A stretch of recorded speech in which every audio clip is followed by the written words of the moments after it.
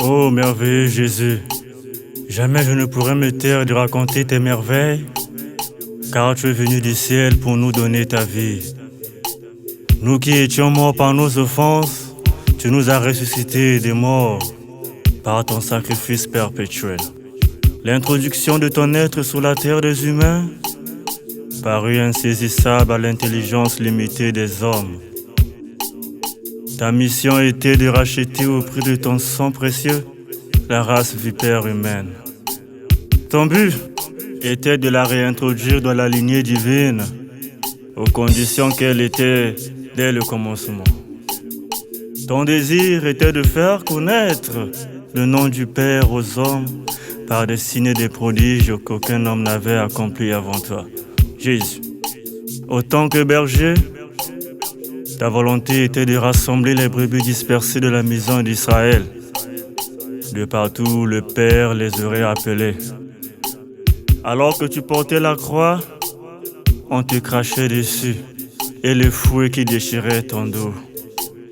La souffrance que tu as endurée était tellement aiguë qu'il a fallu être rempli d'amour, de force, de compassion et avoir le cœur de Dieu afin de supporter le dur traitement qui te fut infligé.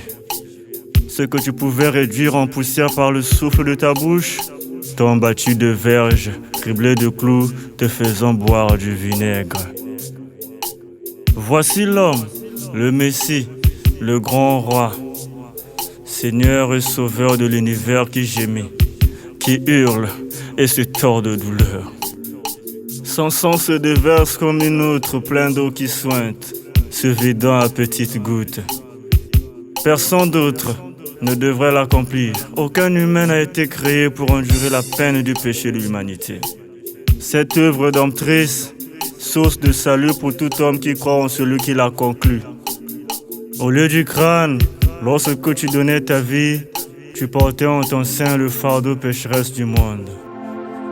Les éléments se disloquèrent entre eux. Les systèmes furent dans la confusion. Les anges n'osèrent point fixer du regard. Même le Père t'abandonna, lui qui pourtant était toujours intrinsèquement lié à toi par le lien de la perfection.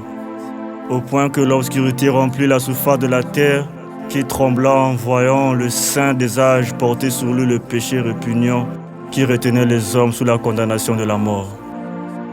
Mon Père, pourquoi m'as-tu abandonné? Il y eut un soir funèbre, car les ténèbres s'empreintent se réjouir, croyant que la mort a vaincu la vie. Mais il a fallu qu'un peu de temps afin que la situation se retourne pour la joie éternelle des saints. Cette joie qui remplit mon âme et qui me fait chanter en ton honneur. Puisque tu as vaincu la mort et renversé les bases fondamentales du péché. Ton sacrifice réjouit le cœur du Père, apaisa sa colère et il ouvrit largement pour nous les portes du royaume des cieux, la cité de la félicité éternelle.